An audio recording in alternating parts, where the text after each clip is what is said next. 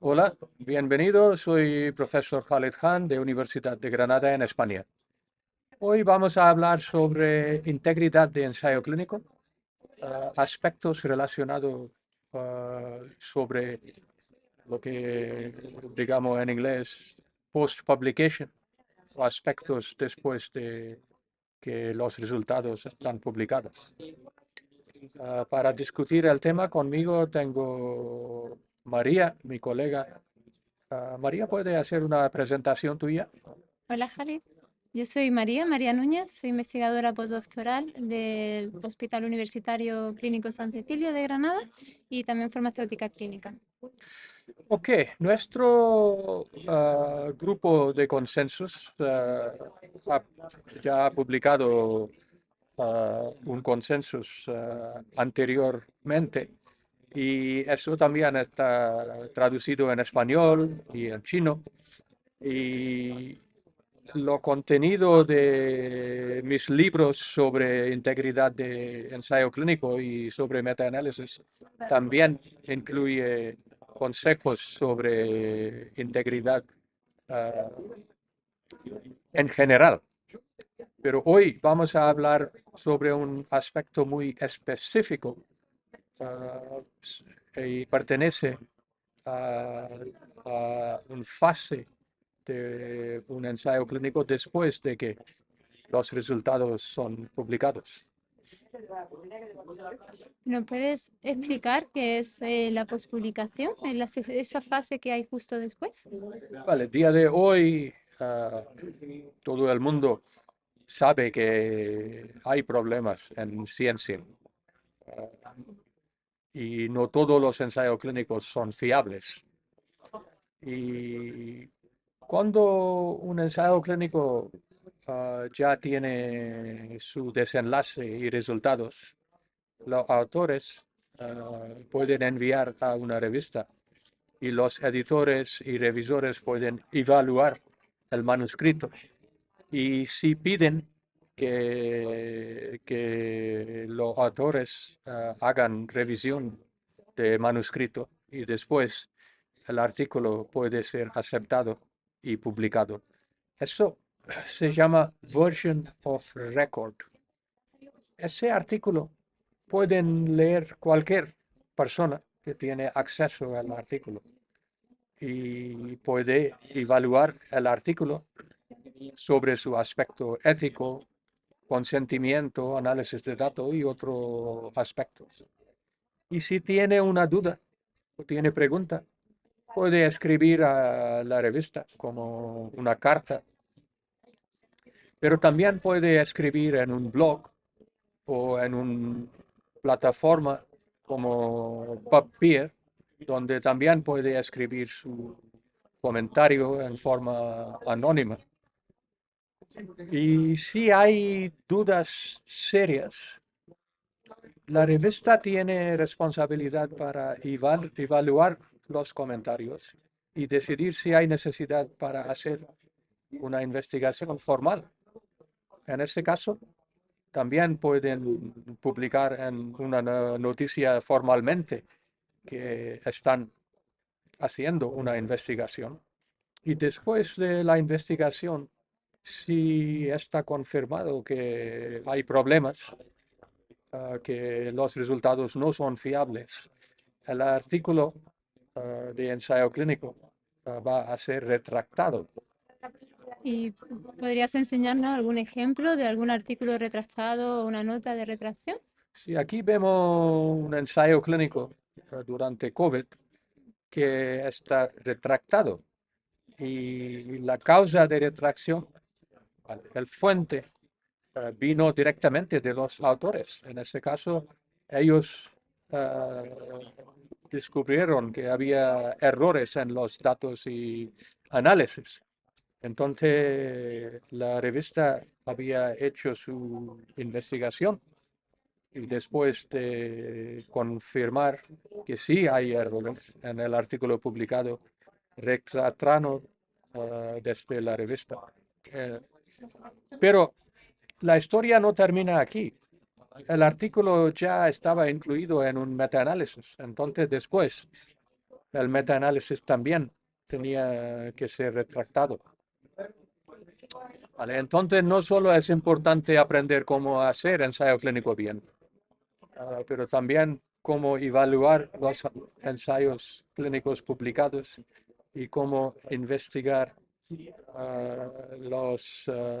las quejas o comentarios sobre artículos publicados. Y con eso hemos hecho nuestro proyecto sobre consensos. María, ¿puede explicar cómo hemos hecho el proyecto? Sí, claro. Lo primero que hicimos fue hablar con el comité de ética para presentar el protocolo para ver si necesitaba algún tipo de aprobación ética. Nos dijeron que no hacía falta por la naturaleza del tipo de estudio. Tenía dos partes, una parte de revisión sistemática y una parte de consenso. Entonces, después hicimos el preregistro en una plataforma de acceso libre por precisamente lo que has comentado anteriormente, que pudiéramos tener un sitio en el que estuviera ese protocolo de acceso público y que al final del proyecto pudiéramos asegurar que habíamos seguido todos los pasos que habíamos dicho desde un inicio que íbamos a tener. Además, hicimos en esa plataforma, colgamos todos nuestros datos, o sea, todos los datos del proceso para que cualquier persona pudiera hacer ese doble chequeo, tanto al final del proyecto como de cualquier tipo de análisis estadístico que fuera necesario.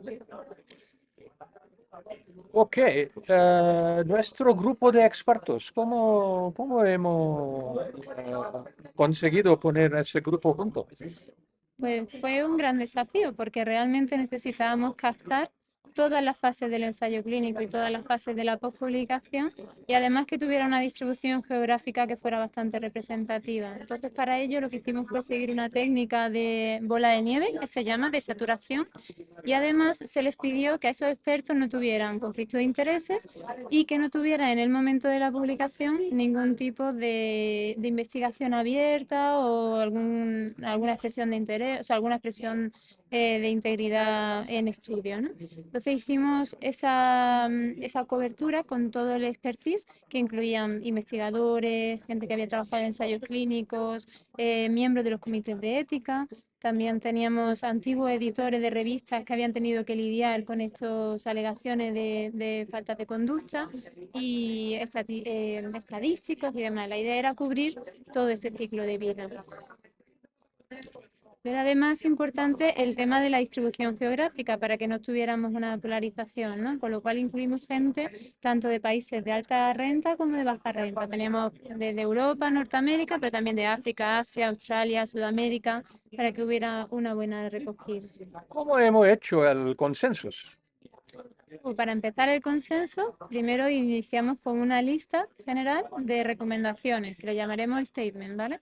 Para esa lista, lo primero que hicimos fue hacer una revisión de la literatura en formato de scoping review, que se publicó también, y además, como podía haber algunas recomendaciones o statement que no estuvieran recogidos en la literatura, les pedimos a nuestros expertos que nos dieran otras recomendaciones. Todas ellas se integraron en una lista inicial de 101 recomendaciones que se sometieron a un proceso Delphi de consenso que incluía varias encuestas, varias surveys, para terminar en una reunión de consenso que tuvo lugar en el Cairo en presencia y finalmente nos quedamos con una lista de 84 recomendaciones relacionadas con aspectos post publicación en los ensayos clínicos.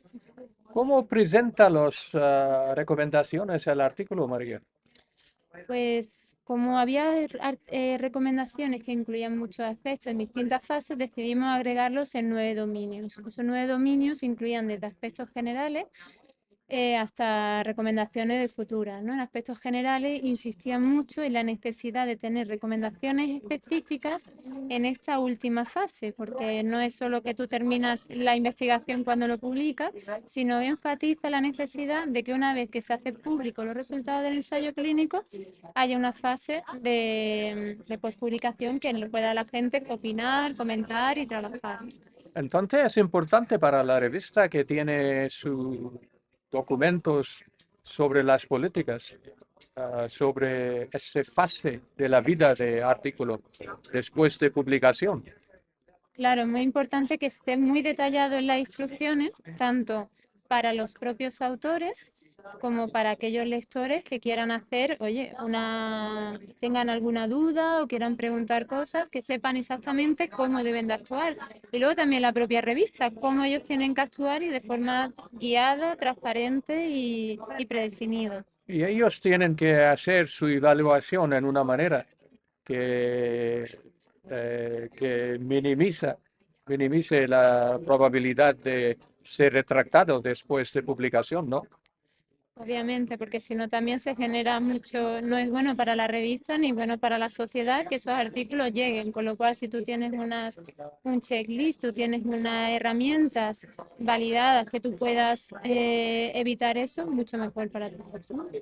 Y los lectores también deberían ser conscientes de la posibilidad de escribir a la revista con sus comentarios. De hecho, en el trabajo se anima y se dice que por favor se anime a esos lectores a hacer todos sus comentarios, todas sus dudas de forma pública, porque así se pueden compartir esas ideas. Y si los comentarios tiene algo importante, deberían hacer investigaciones y los resultados de las investigaciones deberían incluir una forma transparente cómo van a evaluarla. Exactamente, tanto por la propia revista como el que hace la denuncia, pero también por esos autores en el que han recibido una nota, dice cómo se está haciendo ese proceso de evaluación. Los autores tienen la responsabilidad para participar en el proceso de investigación.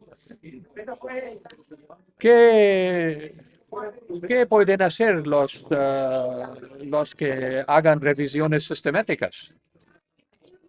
Pues ellos deberían saber también qué hacer y cómo hacer si uno de sus artículos que tienen incluidos ha sido retractado. Entonces, es importante saber cuál sería el procedimiento, cada cuánto o cómo deberían actualizar esas revisiones y cómo hacerlo, como en el ejemplo que has iniciado, que has explicado del metaanálisis al principio. Y en el futuro, obvio que IA tiene un papel en todo eso, ¿no? La inteligencia artificial o herramientas en automatización es muy importante, ¿no? Para ver cómo se puede hacer de forma automatizada o facilitar a las revistas y a los readers, ¿no? Para hacerlo mejor. Ok, María, muchísimas gracias. Con eso terminamos el vídeo.